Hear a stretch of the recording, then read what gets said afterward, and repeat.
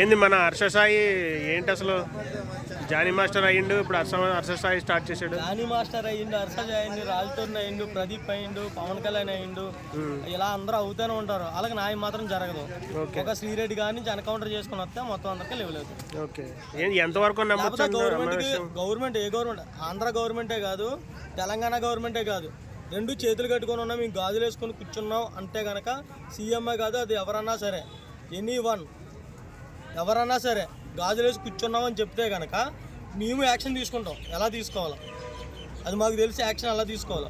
గాజులు తొడుక్కొని ఉన్నాం అని ఒక మాట వదిలేసి నా వ్యవస్థలు మా చేతిలో లేవు, ప్రజలకు ఇచ్చాం, ఈ తీర్పు వదిలేస్తామని చెప్తే మగాడికి ఏ శిక్ష చేస్తున్నారో ఆడదానికి కూడా అదే శిక్ష పడుతుంది. డబ్బు కోసం ఆడద బయటకు వచ్చేస్తుంది, ఏమన్నా చేస్తుంది, అది ఏమన్నా చేస్తుంది డబ్బు కోసం. అక్కడ ఎంతమంది జీవితాలు బలవుతాయి, చాలామంది జీవితాలు బలవుతున్నాయి. ఆ జీవితాలు బలవకూడదంటే ఒక ఆడదాన్ని ఆపితే మిగతా ఆడవాళ్ళు అందరూ ఆగుతారు. అది సో మొన్నటి వరకు బాగానే ఉన్నారు కదా బ్రో, మొత్తం సినిమా కూడా చేశారు, ఇంట్లో ఏమైందండి అన్న? ఒక మొగుడు పిల్లం ఉంటున్నారు, బాగానే ఉంటున్నారు, ఇంట్లో కందిపప్పు అయిపోయింది అనుకో, పక్కింటోని చూస్తుంది, అది పెళ్లి చేసుకున్న దేని గురించో కూడా తెలుస్తలేదు.